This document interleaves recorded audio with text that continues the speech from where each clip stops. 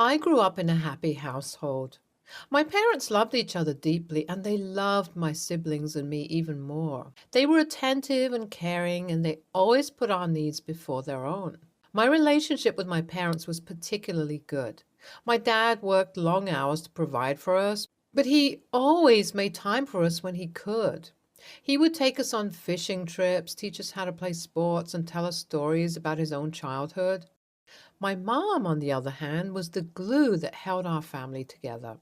She cooked us delicious meals, helped us with our homework, and made sure that we were always clean and presentable. I love my parents, and I knew that they loved me too, but my world came crashing down when my parents started fighting. I had always thought of them as the perfect couple. They had been together for as long as I could remember, and they rarely argued. But one day, things changed. It started with small disagreements, but soon the arguments became more frequent and more intense.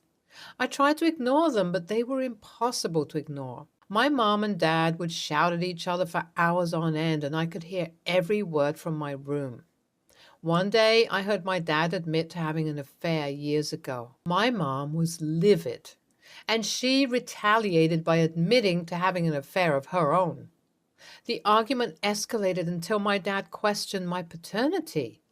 I was stunned.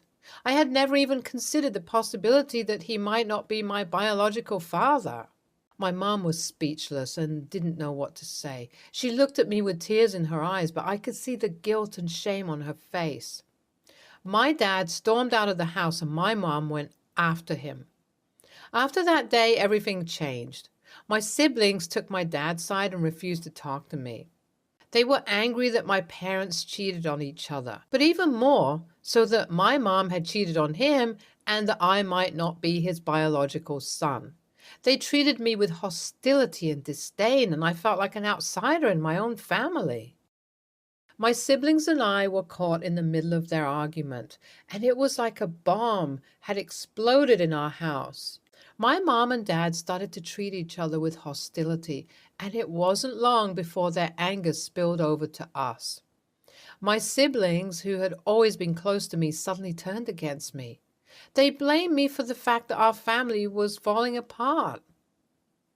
They said that I was a reminder of my mom's affair and that I might not even be my dad's biological son. Their words hurt me deeply. I had always thought of us as a tight-knit family, but now it seemed like we were torn apart.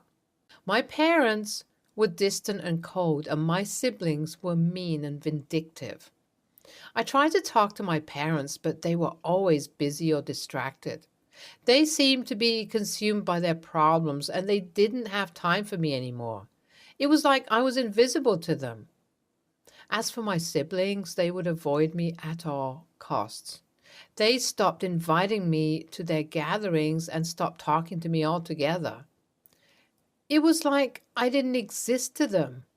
The rejection was hard to bear, and I didn't know how to cope with it. I felt like I had lost everything, my family, my home, and my identity. I was lost and alone, and I didn't know if I could ever find my way back. At first, I tried to reach out to them. I called and texted my siblings, hoping to talk to them and sort things out, but they never answered. I tried to call my parents too, but they were always busy or out of the house.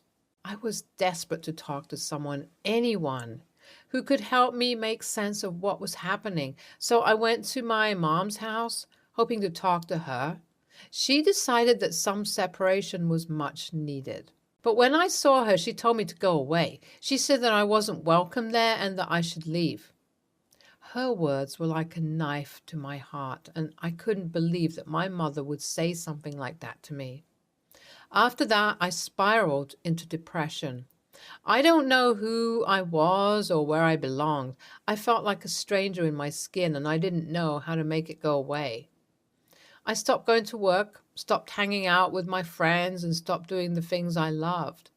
I spent most of my days in bed, sleeping or just staring at the ceiling. I didn't eat much, and I lost a lot of weight. Months turned into a year, and I thought that I would never be able to escape the darkness that had consumed me. I hadn't heard from them in so long. I lived so close to them, but I was still so far away. My siblings and I were usually at our parents' house all the time. I missed them. I had been so consumed with my pain that I hadn't realized how much my friends had been there for me all along. They would call me, check up on me, and invite me out to do things. At first, I didn't want to. I was content to wallow in my misery, but eventually I started to go out with them. We would go to the movies, grab some food, or just hang out at home. They made me feel like I wasn't alone, and for that, I was grateful. I started to focus on my own well-being, seeking out therapy and support groups to help me cope with the pain of being rejected by my family. My friends were a constant source of support during this time, and I reached out to them more than ever. At first, I was hesitant to talk about what had happened with my family. I was embarrassed and ashamed. But as time went on, I found that talking about it with my friends helped me process my feelings and move forward. They listened without judgment, offering words of comfort and encouragement. I also found solace in hobbies and activities that brought me joy. I started to play guitar again, something that I had put aside when my depression took hold. I found that playing music helped soothe my soul and provided an outlet for my emotions. As I started to take better care of myself, I noticed a gradual improvement in my mental health.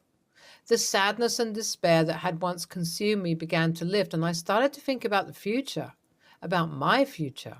My parents were there for me every step of the way, cheering me on and providing a shoulder to lean on when things got tough. They reminded me that I was not alone and that I had people who loved and cared for me, even if my family doesn't. Update 1. One day, a few years later, out of the blue, my grandpa reached out to me. He said that he had had enough of the way my family had treated me, and he wanted to make things right. He convinced me and my father to do a paternity test, and despite my initial hesitation, I fully agreed. I didn't want to get back into that murky situation again, but I wanted to know the truth. When the results came back positive, my family were flabbergasted. They couldn't believe their mistake. They realized the error of their ways and were remorseful for the pain they had caused me. They knew they had hurt me deeply, and they were desperate to make it right. I remember feeling torn about their sudden change of heart. On the one hand, a part of me was overjoyed that my family wanted to reconcile with me. It was something that I had wanted for so long, and it felt like a dream come true. But on the other hand, I couldn't forget the hurt and betrayal that I had felt when they had abandoned me. Despite their apologies and pleading, I remained hesitant. I didn't know if I was ready to forgive and forget. I had moved on and built a life for myself, and I didn't know if I wanted to let my family back in. I was afraid that history would repeat itself and I would be left hurt and alone once again. But even as I struggled with my emotions, my family persisted. They called me, sent letters, and my parents even showed up at my doorstep. They begged me to give them a chance to make things right, and they promised to do whatever it took to earn my forgiveness. I remember feeling overwhelmed by their persistence. It was clear that they were truly sorry for what they had done and that they genuinely wanted to reconnect with me. But at the same time, I couldn't shake the feeling that they were only reaching out to me because they felt guilty. I asked my grandpa how my family had been doing these past 3 years. And he told me that they had gone to therapy and that my parents were back together again. It hurt me to hear that they had moved on without me, as I had never existed. It made me feel left out and unwanted. Despite their pleas for forgiveness, I declined to get back in touch with them. I didn't want to reopen old wounds and put myself in a vulnerable position again. I didn't want to risk getting hurt all over again. They dropped me once. They could drop me again. I told them that they could continue without me like they had all these years. It would make no difference. I had finally found peace and happiness, and I didn't want to let them take that away from me again. I had found a new family in my friends, and they were the ones who had been there for me every step of the way. NTA. Family is supposed to support each other no matter what. His family's behavior was incredibly selfish. They didn't care about how OP would feel. They only cared about their egos and reputations. They should have never dropped OP and refused to talk to him in the first place. It's selfish and immature to punish someone for something that's not their fault. Would they have reached out to OP if the test was negative? They're the a-holes. Next story. My soulmate was diagnosed with stage 4 colon cancer at 32 and passed away less than 2 years after the diagnosis. I was his primary caregiver during his illness and ended up quitting my own job to take care of him full time for the last 10 months of his life, approximately. His treatment was complicated and keeping him at home required 24-hour care, and it was too much for his parents to manage. When I wasn't there, I had to hire a nurse. I love him with my entire soul and never, ever considered not caring for him. It was just normal to me, and his well-being and care took priority over everything else in my life. When he passed, I found myself alone with a car, a dog, and an urn. I had no job, no home. We had been living with his parents until he had to move to the hospice. Hadn't maintained friendships in the city we were in, and I had no family other than his in our city. If there was one topic I was always uncomfortable with, it was his will and how he was to distribute the money from his life insurance policy. He comes from a wealthier family than I. We weren't married, and I was worried that people would think I manipulated him in order to get money. I told him that and asked that he make the decision by himself. He thought this ridiculous and that his family would never think that I was after his money or that he could even be manipulated. But I was raised in a family where money was an uncomfortable topic anyway and convinced him to leave me out of his decision. He decided to leave me 60% of the money and 10% to each of his siblings. Nothing to his parents. He said I had left my job for him, had no family nearby to help, and no home, and would need help building this back. He also wanted me to pay off my student loan, go back to school and get another degree, and buy a home so I wouldn't have to look for a rental for me and our 80-pound dog. I said, don't you think your parents should get some? And he said that his parents are doing okay. His family has each other, and that I would be the one who would need money. He was confident that people would understand and no one would complain.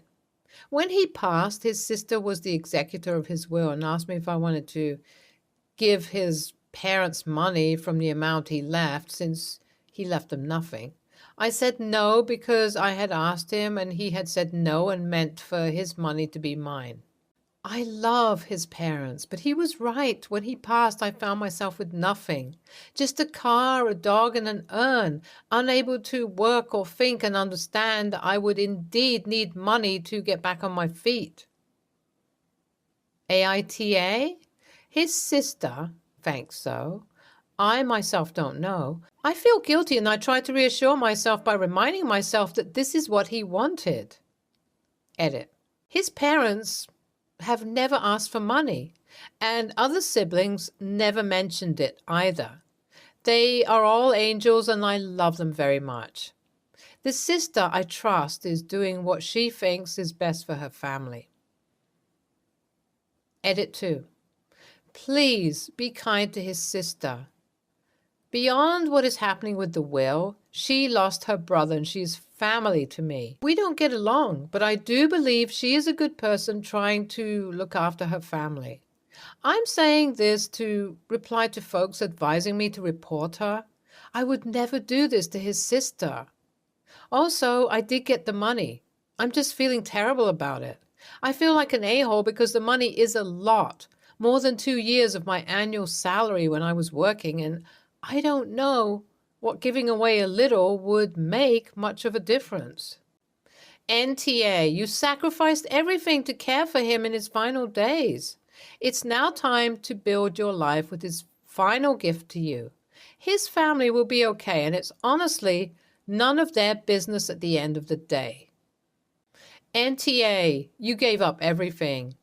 The parents are fine financially. You are not. I could understand if there was something sentimental, but this is money. He passed away to know that you would be okay and not on the street because of him. Next story. I'm 33, female, and I have 2 kids, Leslie, 14, female, and Braden, 8, male. Leslie is from a previous relationship with Matt, 35, male. My husband is Toby, 33, male. Practically ever since I had her, I've had problems with Leslie and Matt. This is from a well-off family and likes to spend big on her each year. Meanwhile, Toby and I are financially struggling but try to make Christmas as good as possible for our kids. I was sick for a little bit and asked Toby to go ahead and do the Christmas purchases. I trust him. I thought the expense was high when I saw it on the card, but again, I trust him. So when Toby walked in with the Switch, I was shocked. We didn't have the money for that. Come to find out, he was shocked too. Turns out Leslie grabbed my credit card and purchased the Switch when Toby was buying the stuff for the kids. Knowing that it could sneak by, I was furious. I told the Switch to everyone I know. Toby agrees with me. That was the right move. But when we sent Leslie to Matt's for Christmas, we started to receive hell. Matt was calling me saying that I ruined Leslie's Christmas and threatened to sue for the Switch. I said that she was stealing my money, and if it was that big of a deal, he should have bought it for her. But he keeps telling me that she knows that I wouldn't have done enough for her for Christmas, so she had the right to make the move. Toby is sticking by me with this, but Matt is giving me so much hell over it. He's calling me the Grinch and a-hole. Even Leslie has started texting me saying that she feels mistreated. AITA? Absolutely NTA. She stole your credit card. That's both theft and fraud, and very concerning at 14. Your ex is being a manipulative giant AH by using it as an excuse to push your daughter to commit criminal activities because she feels entitled. Frankly, this would be grounds for law enforcement to be involved. If she's doing it there, she may be doing it elsewhere. NTA, remind Matt that if he sues, with no standing, no less, then the courts will have a record of her stealing from you. That should shut him up. As for Leslie, punishment for theft doesn't change if you recover your money. Leslie is now your maiden gardener until she works off the amount she stole. NTA, I suggest you talk to the local police department and see if someone there is willing to talk to her about credit card fraud. I knew a kid whose parents did that after their other son had stolen their credit card to buy about $600 worth of designer hoodies. This kid was 16 or so at the time, so I don't know if they do it at her age, but I mean, she really seems to need it. And as well, see if they'll write a letter to give to her dad. He seems like he might need a kick in the ass too. Stay tuned for more stories from our girl relationships.